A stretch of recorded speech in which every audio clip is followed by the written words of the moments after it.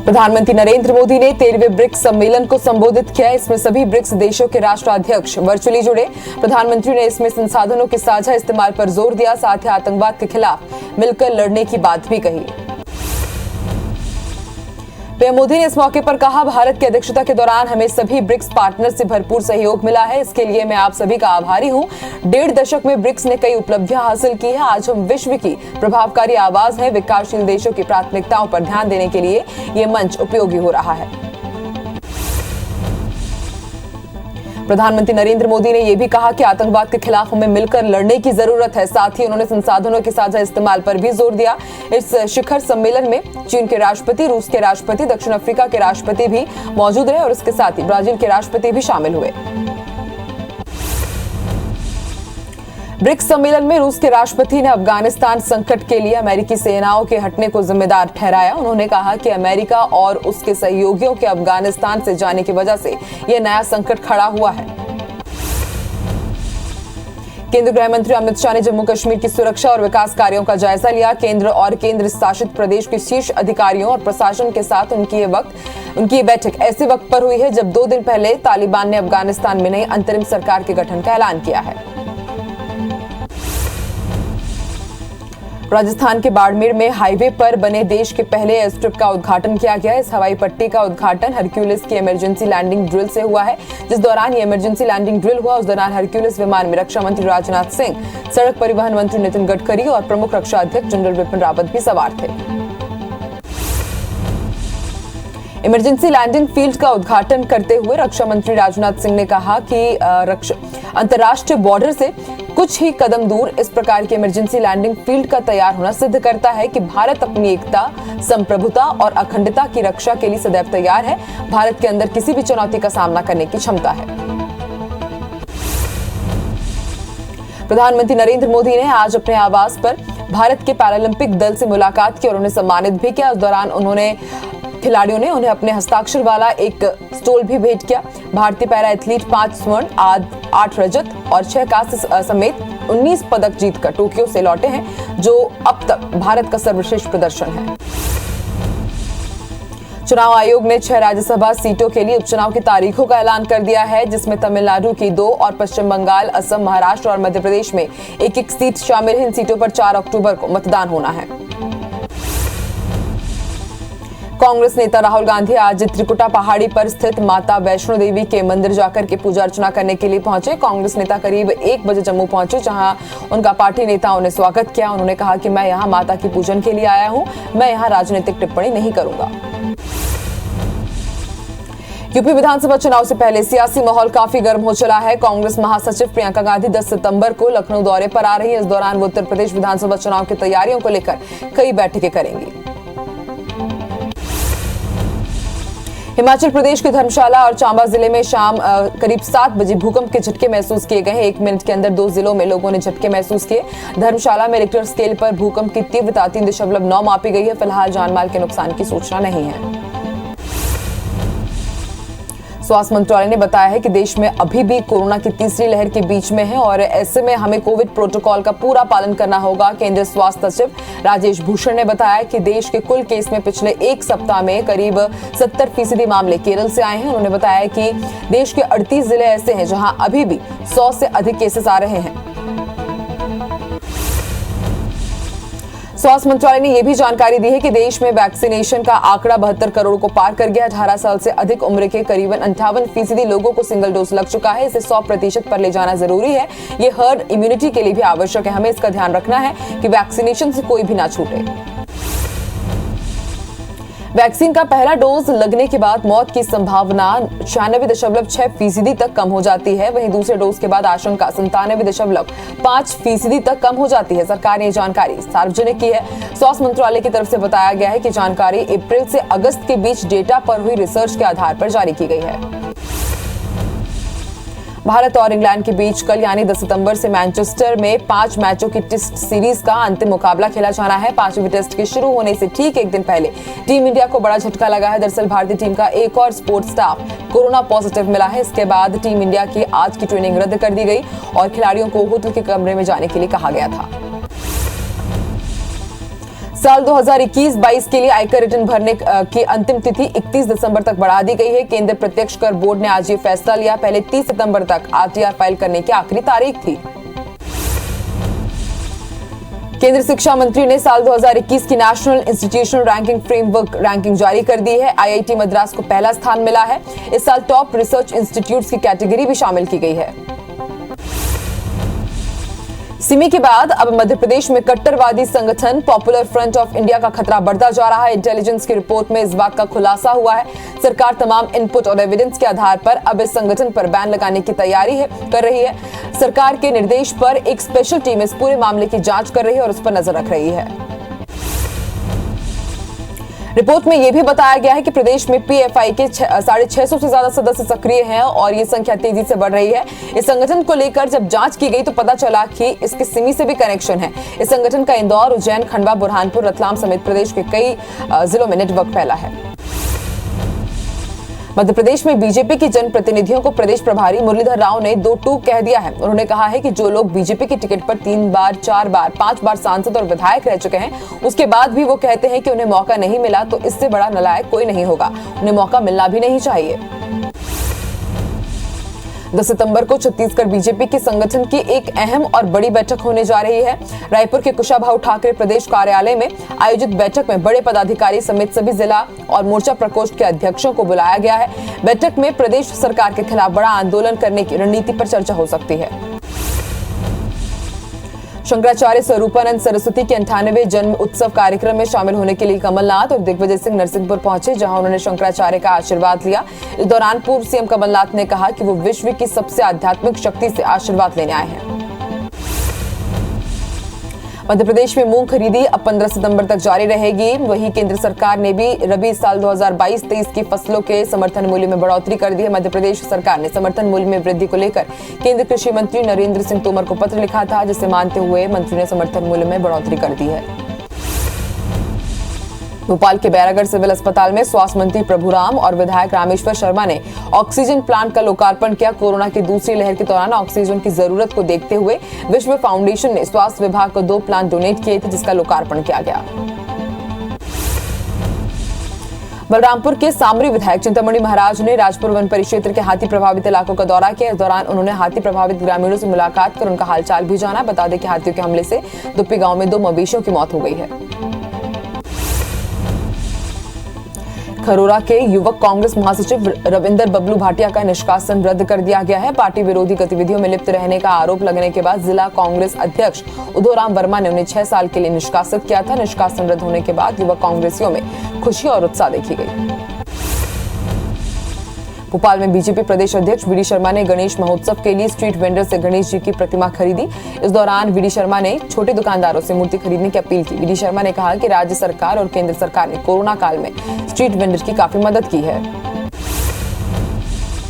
राज्य मंत्री के रूप में अतिरिक्त प्रभार मिलने के बाद फग्गन सिंह कुलस्ते पहली बार नरसिंहपुर के गोटीगांव पहुंचे, जहां लोगों ने उनका जोरदार स्वागत किया। इस दौरान उन्होंने कहा कि किसानों से बात करने के लिए केंद्र सरकार हमेशा तैयार है। केंद्र किसानों के लिए योजना लेकर आ रही है।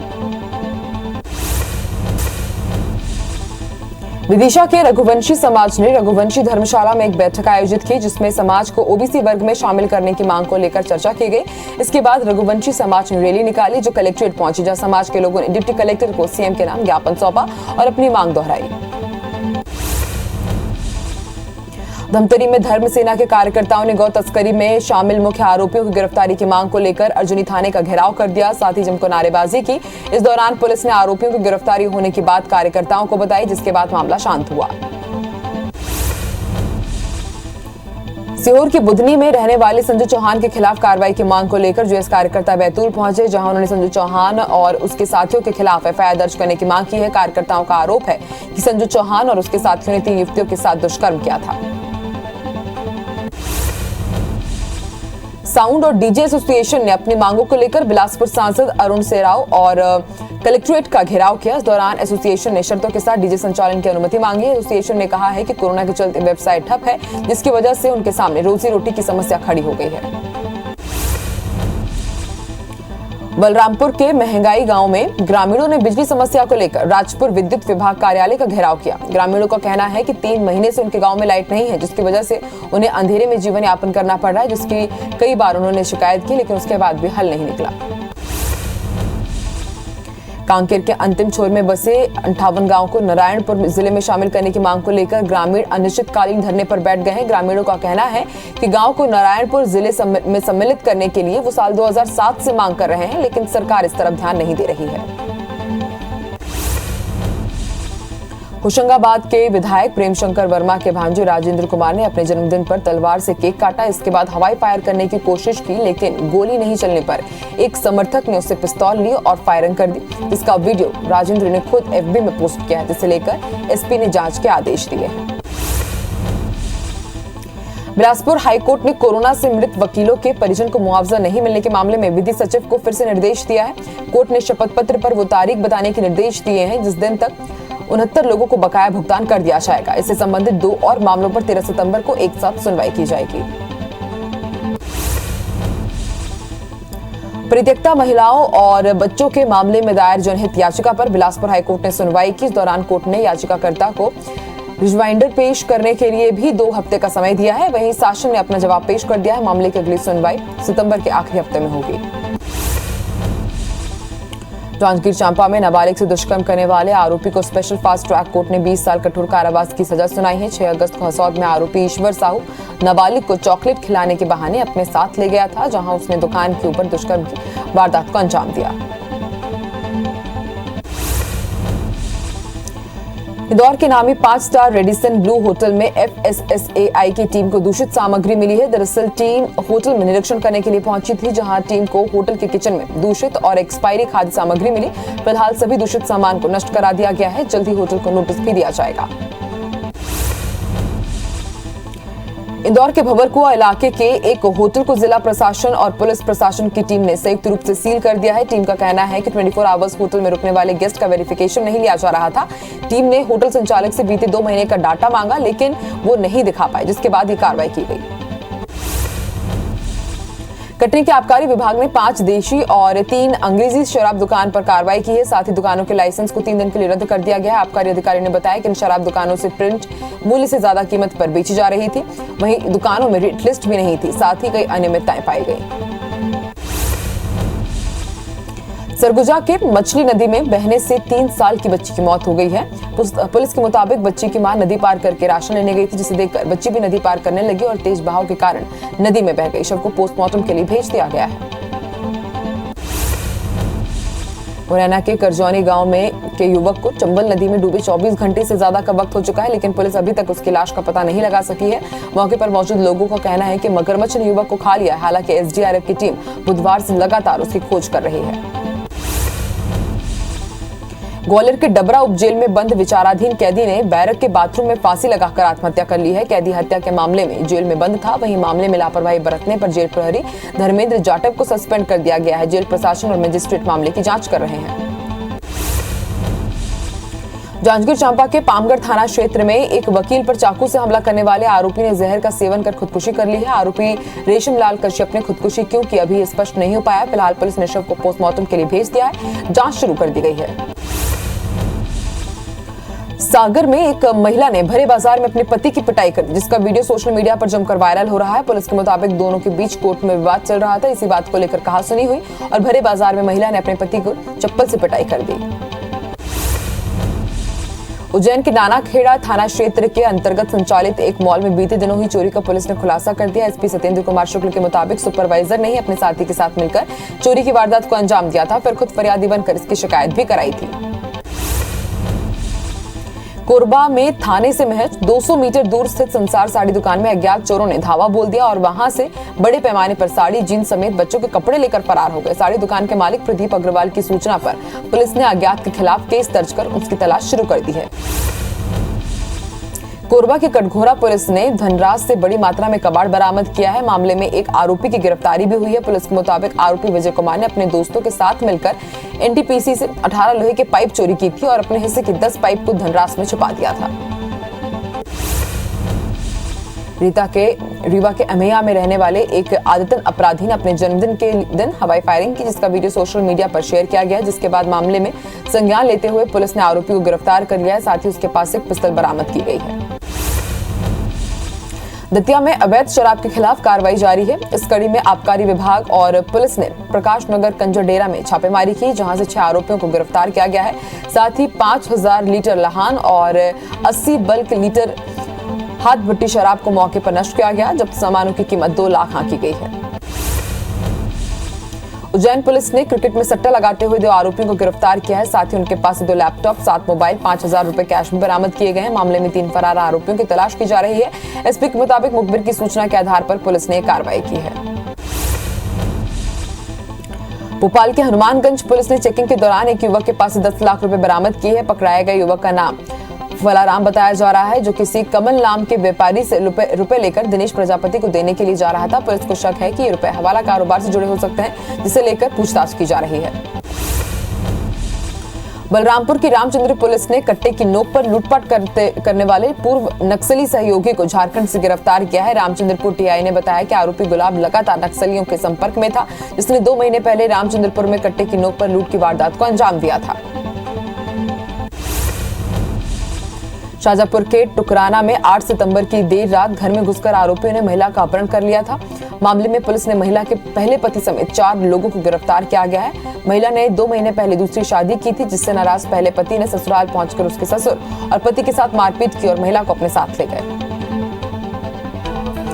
रतलाम में टोल नाका पर गुंडागर्दी करते हुए एक महिला का वीडियो जमकर वायरल हो रहा है। महिला ने खुद को सांसद गुमान सिंह डोमार की बहन बताते हुए टोल कर्मियों को धमकी दी, साथ ही गाली गलौज भी की। टोल मैनेजर का कहना है कि महिला अपने आप को सांसद की बहन बताकर टोल नाके पर विवाद करती रही।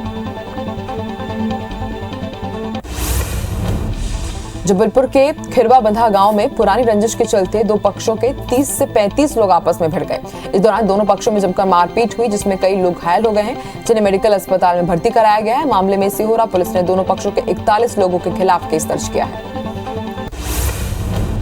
कटनी के गर्ग चौराहे के पास सब्जी बेचने वाली महिला ने बर्तन भंडार के मालिक की डंडे से पिटाई कर दी, जिसका वीडियो सोशल मीडिया पर वायरल हो रहा है। पुलिस के मुताबिक दिनेश पुरवार की बर्तन की दुकान है, जिसके सामने एक महिला दुकान लगाकर सब्जी बेच रही थी, जिसकी शिकायत दिनेश ने अतिक्रमण दस्ते से की थी।